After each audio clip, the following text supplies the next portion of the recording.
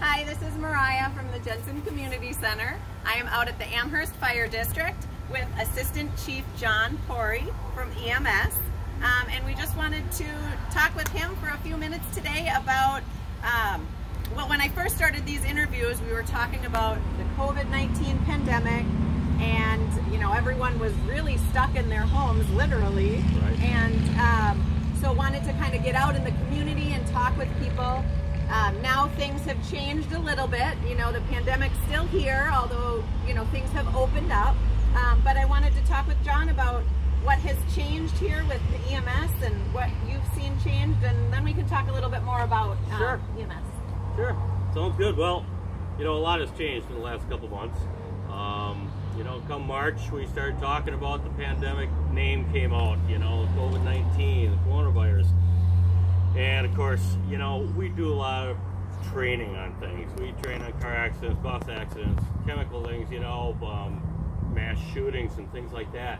But we rarely do training on pandemics and things like that. So, you know, it came as kind of a learning thing to us, and it's not that we weren't prepared, it's just that what are the processes of doing this. And so March brought about a bunch of meetings where we all kind of started getting together, us, the other fire departments in the community, or in the county, and the leaders of the county, the townships, the villages, and the cities. And we started talking about how we're going to get going with this and how to be prepared for this, because at that time we did not know what it actually was going to be. It was a name, it was something that was evolving, and it evolved extremely quick. And so we had to gear up, and we had to prepare, we had to write policies, we had to just do a lot of training with our people as to what we were going to do next, how we were going to treat the public, and how we were going to present ourselves, how we were all going to be safe throughout this whole thing. So it was a mad grab for equipment and PPE supplies. We had quite a bit at that time, but we did not know what the scope would be and how much we would really be using. So it was kind of a mad grab, and immediately the suppliers and the vendors shut down, and all of a sudden, because everybody was doing the same thing, and so that it became really difficult to get supplies. We're still holding good with it, but we, you know, the National Strategic Stockpile did open up the coffers and allow distributions to go into the states, into the areas to give us some supplies. So we were able to get some stuff from them as well.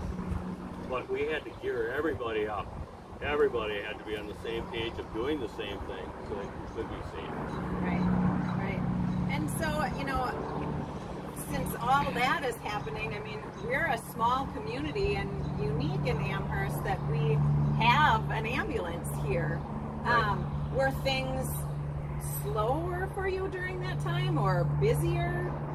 Yeah, it was really quite noticeable. Probably the beginning of April, all of a sudden things shut down, and the call volume really went down for us. Now it could have just been that time of the year, but you look back at statistics from past years or whatever, and we were a lot slower, and we're still playing catch up. But and I think a lot of that was just we weren't getting some of those more routine illness calls and stuff. Obviously the major medicals, the traumas, we were still getting those, but the other things that we normally would have been called for, it just seemed like we weren't getting them. And I'm thinking that was probably because the hospitals really, the word was getting out that people didn't want to overburden the hospital systems by going in with some of these illnesses. So we're thinking that maybe they just weren't calling for those reasons. Right, right. So. But you had mentioned that now it's back. Yeah. And you're catching up. Once the order got lifted, we could tell noticeably that the call volume did start to rise again. And so I think we're on pace of where we were, and actually a little bit above what we were doing. So we're still behind last year's in calls, but in call volume, but not dramatically. So yeah, it's picking up again. And so we were talking earlier, and you had mentioned that you do about 320 some calls a year. Right. So, you know, roughly almost one a day. Right. And, you know, within a small community, you had mentioned too that we don't have nursing homes here. And so can you talk a little bit about that, about how important it is? Yeah, you know, one thing about our demographic area here, it's primarily, you know, people living in the residences that we get called to. A lot of the other, you know, the cities and whatever, the larger areas have nursing homes and community-based residential facilities where they generate a lot of run volume for ambulance services. So we don't have those here. We've got very limited apartment buildings and stuff. So, you know, our primary calls are really out to the residences within our coverage territory here. So. Yeah, so that is a great thing about our community, then, that is available. Right. And a call time. So do you want to talk a little bit about if someone were to call the ambulance for some type of emergency, what might that look like? What can they expect? Sure. Well, obviously, you know, a person's going to probably call 911. The 911 operator will talk to them and help them go through if there's anything, procedures or anything they can do right off the bat before the ambulance gets there, the first responder system gets there. And so that's going to be kind of the beginning of it. Then there's first responder groups all within the county here. They're laid out all around. We have one that comes out of here as well. We have a first responder vehicle that's well marked or whatever, and the first responders take that home with them. And so they will respond from their home. Sometimes they're closer to the call than we are, sometimes not. So their purpose is, though, we hope that they may be, and to get them there before the ambulance can get there. So the first responder will probably show up. Also in this county, a lot of times law enforcement shows up as well. So the first responder, law enforcement, and then the ambulance. That's generally the three groups that will be coming to the residence or wherever we're going for a call.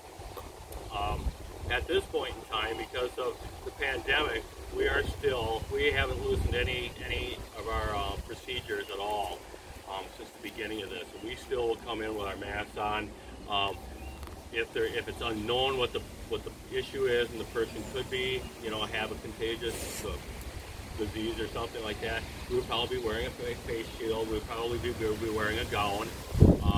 We've altered things that we only go in with one person right off the bat to kind of test out and see what the situation is. And then they will let the other people know whether they have to fully gown up or whether they just have to wear a mask. And that helps us save on PPE, our personal protective equipment. So we'll come in there. And the one fortunate part about it is, because there's been so much media on this and wearing masks and personal protective equipment, that people don't, it doesn't seem to bother them at all. Okay? Sure, we're getting They're used to very it. used to it. So we show up like that. It's not like in past days, you know, used to go in with this stuff, you know, because it's in our policy. It always has been. But you go into a residence and they see you come in and they go, oh, I've got to be worse than I'm thinking I am, just by the way you present yourself.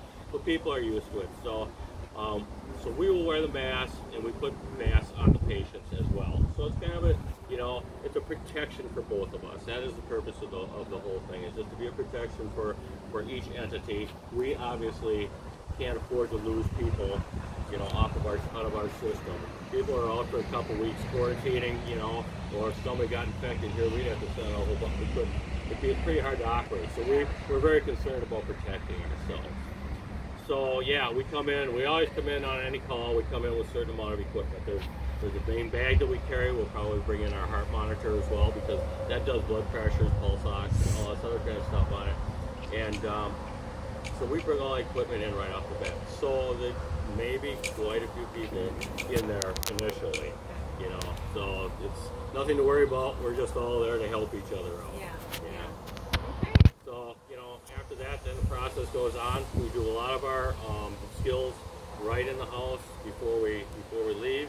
You know, we may sit out in the ambulance for a little bit as well, trying to get other stuff going or whatever, but then we're off to the hospital. Okay. So, Okay. yeah. All right. Well, we're sure glad to have you here in town and the ambulance here. It's a great resource for us. This is a great resource for the area. You know, you know, we talked at one time, you know, the whole county was serviced by one ambulance service out of a strategic point, you know, and they had to cover the whole county.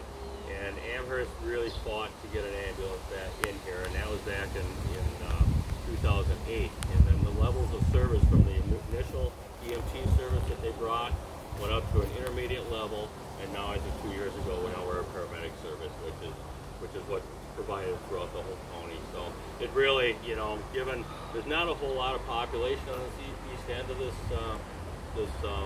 county, but for the people that live over here, it's a great asset. Very important to have it here, because our response times can be so much greater. Yeah. So, yeah. All right.